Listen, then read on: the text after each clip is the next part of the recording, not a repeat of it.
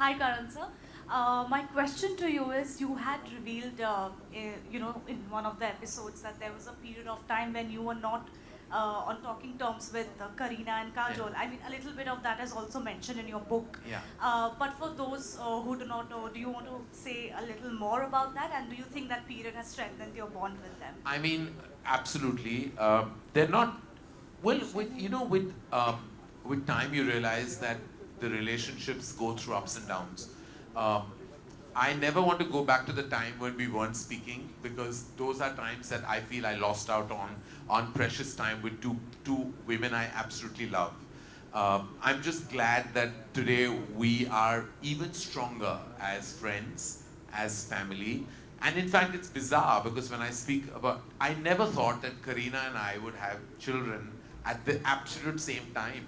Like it, I always wondered because I was an older parent. Like when I had my kids, I was 44 years old, and I kept thinking in my heart that, I'm going to obviously be the oldest person in a PTA meeting, or on a WhatsApp group, or in a birthday party, and that's so far from the truth, because Kareena had Temur at 2 months prior to Yash and Ruhi's birth, and Rani had Adira a year before.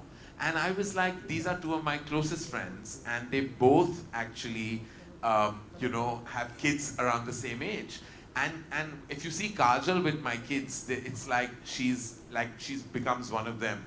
And I'm just so glad that I have this support system of all these friends. Because when you're a single parent, you have to know one thing, that you do need, barring the fact that eternally grateful to the universe for my mother and how she co-parents Yash and Rui with me. But I'm also very grateful for my friends, because they're all there.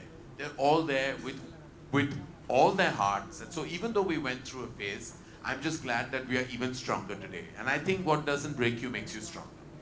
Thank you for that beautiful question. After you, there is a girl with with her hand up for a while. Yes, ma'am, you. Yes. Would you just raise, just stand up so that they can give you a mic later? That's okay, ma'am. We'll come to you after. Okay, thank you. Yes, Ankita, please go ahead. Hi, Karan. Hi. Karan, this season was special because you brought up a topic which nobody thought a pop culture show like this would bring up. That's anxiety. Yeah. And not just about anxiety, you spoke about your battle with it, how you dealt with it. What prompted you to actually come out and speak about it at such a big platform? And post you have done so, what's the impact you have seen? How have people taken it in court? So I think that what happened on that episode was organic. It wasn't planned. If you know and have followed the seasons, a lot of it is unplanned. A lot of the conversation is just flows.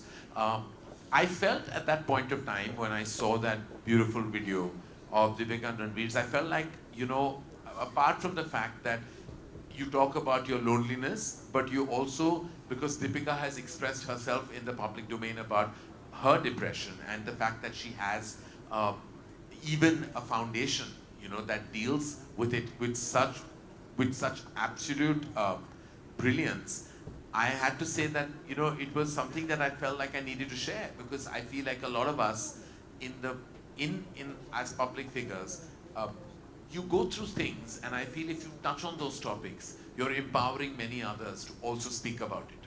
And I feel like I have been through in 2016 a phase where I discovered I was going through anxiety. Then you get better, and then it does come back again sometimes.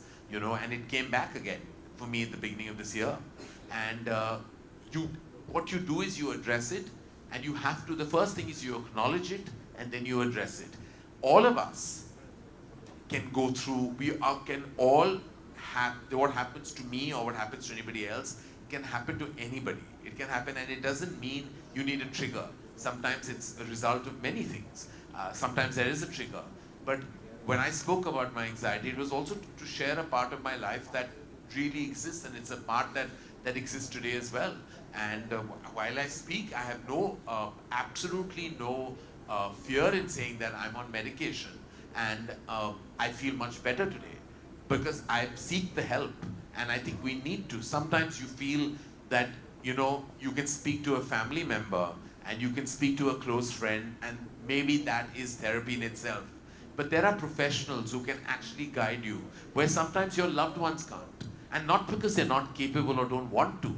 It's sometimes that's just not there's not they've not been educated in that zone to tell you what to do.